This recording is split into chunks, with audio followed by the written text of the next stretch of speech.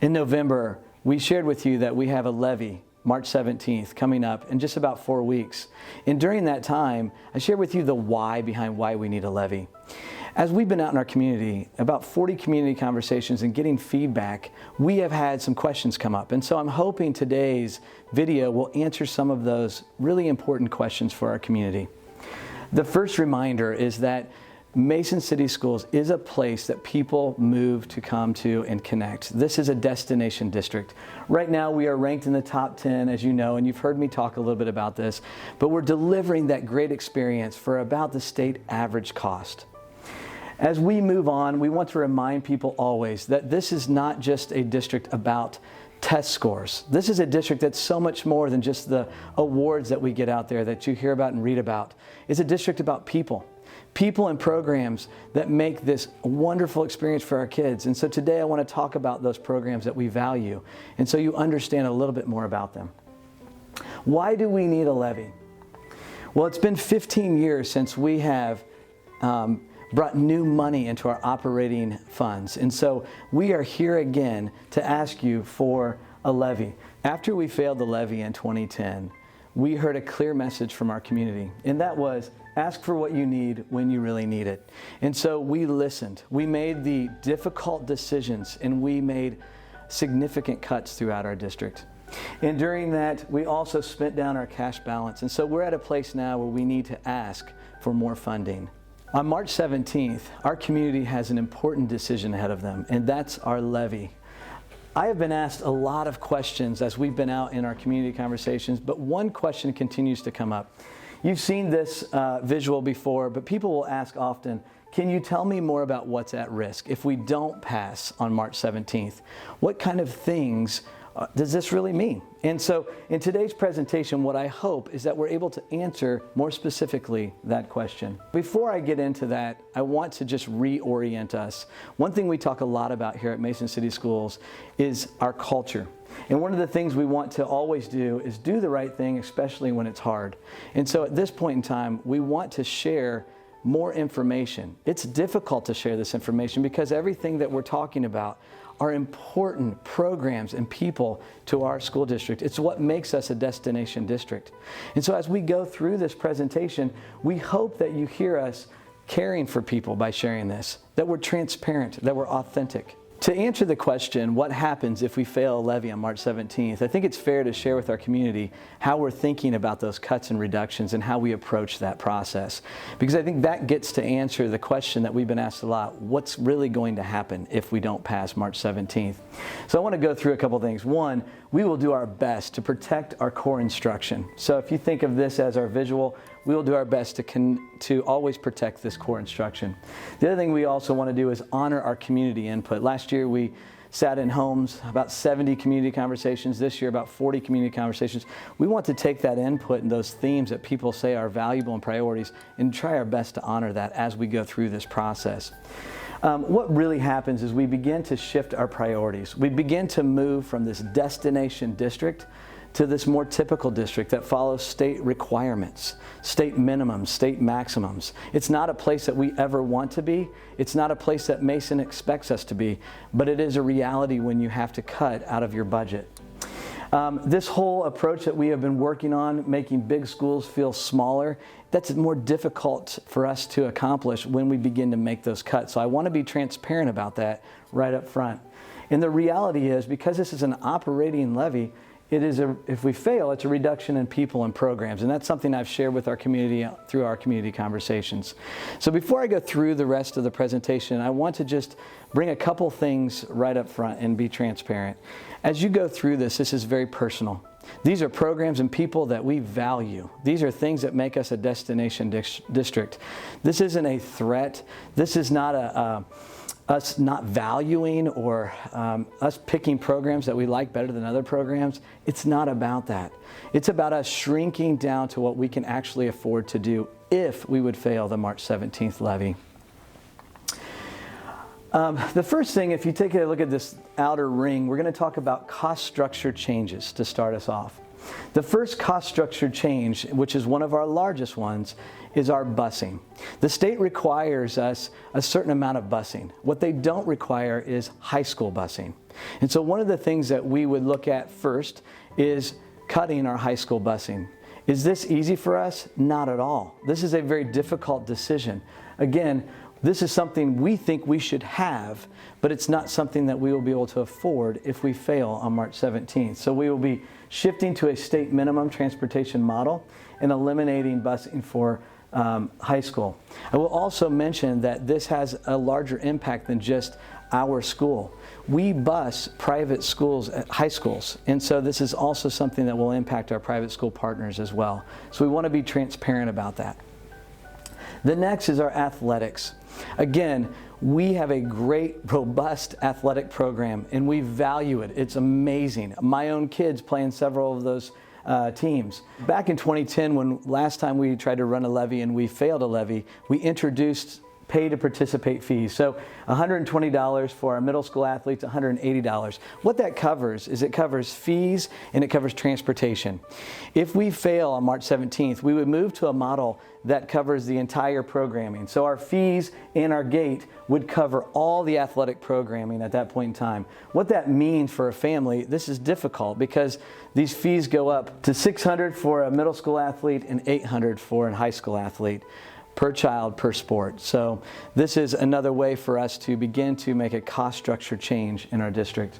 Clubs and activities is another one. Very similar philosophy that we use for athletics. Basically, our fees would increase to cover all clubs and activities. So all the payments that we pay our advisors, all of that would be covered through these fees.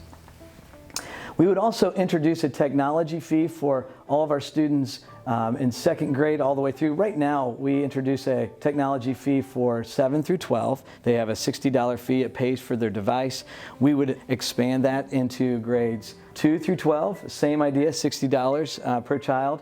And then we would move to a $37 charge for a technology fee for our first graders for the iPads that they're using, and then $9 for our kindergartners. Our Library and Media Center, these centers have turned into libraries, but they've evolved into these STEAM centers. And so we really just love what we are able to offer in this programming. But again, this is not a state requirement, so we would begin to reduce this programming, and we would reduce one media specialist and also 2 aides and begin to shrink that program across the district. Facilities rentals, we would continue our facilities rentals, obviously, but right now the fees that we charge cover about 75% of those total costs, and so we would raise those fees so that we are covering all costs that are involved with the wear, tear, and also the service that comes with a facilities rental. So those are the cost structure changes on the outside. Now we move a little closer to our core, and these are the program reductions. The first one is intervention support. We have a very robust, amazing intervention support program for our students. Again, another reason people move to Mason is because of this programming. It's something we value. It's something that we hate to put on the screen, but it is not a state requirement. So again, we're reducing our programming. You can see that we have 18.5 reading teachers doing amazing work with our struggling readers. We have math intervention. We have skill support in our high school and middle school. All of these reductions would put us at a $900,000 savings. Again, this is not a program that we desire to cut, but it is not a state requirement. So if you start to look at the impact of what a failed levy would have on this, we'd be eliminating our reading intervention program that happens at MECC, ME, and MI. We'd also be reducing intervention support programs for all of our schools. We'd be eliminating our Student Success Lab, our peer tutoring, Right Place, Comet Connection courses, and other support pieces that are going through our schools. Again, this is an amazing program for our struggling learners and students. So it's not something we desire to put on the list, but it is not a state requirement, so it would be something on our change. Gifted services. Gifted services, by the state, we're required to identify any student who is gifted. That is the state requirement. So as we move to that state requirement, we would unfortunately, the impact would be that we would be eliminating our gifted services, our program here. So our ACT program that people love would be something that we would be reducing as well. And all of these things would be happening more in the classroom with the classroom teachers. Our classroom teachers do amazing jobs, but these programs also give us that edge, that destination district piece. And so this would be a program that we would be eliminating. Our English language learner support was also a program that we would be reducing. We would go shrinking back to what our state minimum, or if you want to think of it as the caseload that our English language learner specialists take on. They would be taking on more students, and we would go to more of that state maximum caseload level. Special education is another service that we provide for our families. That is another reason people move to Mason, because our special education program is one of the top in the state, and it's respected for that. What we do in this program is that we have a best practice model where we don't maximize our caseloads for our intervention specialists. This would be something that would change. We would move more to a state model, more of a typical school model, by beginning to maximizing those case loads, which would be reductions that we would have here across the school district. Our band, choir, and orchestra program, you've heard about this before. Our band, orchestra, and choir every weekend are winning awards across the state and across the nation. We're so proud of the work that happens with our staff and students and all the family support that we have. But again, it's not a state requirement. This is what makes us a destination district. The arts and all the things that we have come to love, those are the things that we're looking at when we begin to reduce down to more of a state typical model. As you know, we have dynamic programming at our middle school, and so we will be taking that course offering and shrinking that down. And one of the things that impacts is we offer high school credit in our middle school because a lot of our students take advantage of that. So those are the things that will be impacted directly. The other piece that will happen at our middle school is we will take our caseload from 150, so that's 150 students that a teacher has on their class load, to 160, so raising those class loads. The other piece here is we have a world-class programming at our high school, as you know. I would say some of the universities and colleges are probably jealous of some of the things that we offer at our high school. It's amazing, and our kids have all these choices. So it's hard to share with you that we'll be reducing those offerings to our kids. One of the things that's probably most difficult, because this is a program that was introduced just a few years ago and it has been so successful, is our experiential learning program. That's where our kids are connecting with our businesses in our community and getting to try things out before they go out into the real world. Again, not a state requirement, so it's something that we would be reducing. We would also raise our class sizes to 26 in our core classes, 30 in our electives, which over time that would, again, eliminate all some of the amazing course offerings that our kids take advantage of today. Safety and security is something in mental wellness that we've talked a lot about as a priority in our community. So I want to be really clear. We're not cutting the whole program if we fail on March 17th. However, we have to reduce. And so this is an area that we will be making some reductions. We have a very robust program in place now. I would say it's one of the best in the state of Ohio. It's wonderful. It's a partnership with our community, and we have just really been blessed to have this.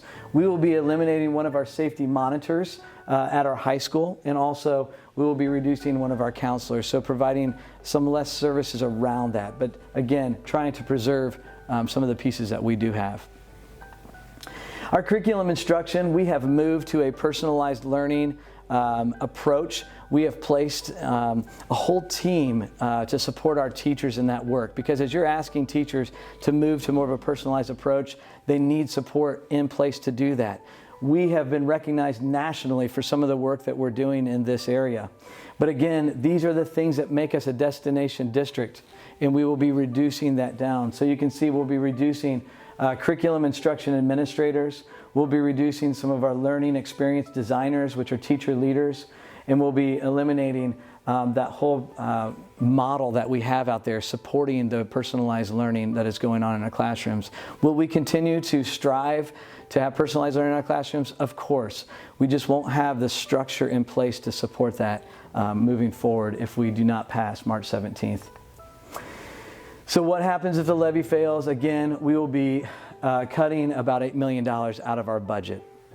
The next question is, how does this work out? As a beginning, you saw this visual. We have cost structure changes in place, about $3.6 million, and program reductions at about $5 million. I want to stop for just a second and let you know this. This is not easy. This is gut-wrenching work to go through programs that we value here, people that we value here, and begin to make a list out. But this is a question we receive from our community on a regular basis. Tell us more about what's at risk. And I never want to be at a place on March 18th after a levy fails and people asking, why didn't you share more information? That would be a horrible place to be. So we want to be transparent with you. We want to be authentic. We want to pull the curtains back and so you can see exactly what we're looking at if the levy does not pass. What's difficult about this is that even if we don't pass a levy on March 17th and we make all the cuts this summer, we will be in a position to have to come back to our public next spring and ask for another levy. That's a difficult position to be in. So this is a question I love to talk about. This is a question that I get to share with you our story. If the levy passes, here's what we get to do. We get to maintain the quality that we have in our schools. We get to keep the people and programs that we have come to love here at Mason City Schools. These are the things that make us a destination district. The reason people move to the community, the reason we're able to draw businesses to the community is because of these things. So, we have an important decision coming up. The decision helps us to maintain Mason quality. It helps us to keep and attract strong families and businesses and protect our property values in our community. I always say this to people as I'm in community conversations. It is a privilege to serve as a superintendent of yes voters and no voters during the levy season. And that's what we'll do. On March 17th, our community has a critical decision to make. And if you would like to find out more information about this decision, please go to our website, masonohioschools.com. Reach out to us. If you would like to host a community conversation to learn more, send an email to communityconvo@masonohioschools.com.